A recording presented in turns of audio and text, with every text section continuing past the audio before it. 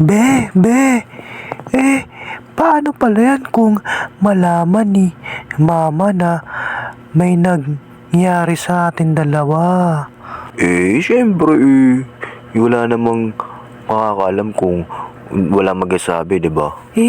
Oo nga halimbawa lang kung malaman, tapos magalit sa akin ng sobra. Paano yan?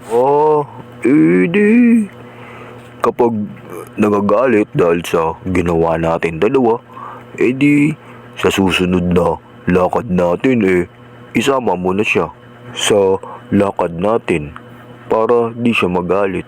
Kasi kaya lang naman nagagalit siya kasi nagtatampo sa'yo kasi hindi mo sinama. Ay, talaga be? Sige be. Susunod na lakad natin, isama ko si Mama ha. Oo, maglalambingan tayo sa room na pupuntahan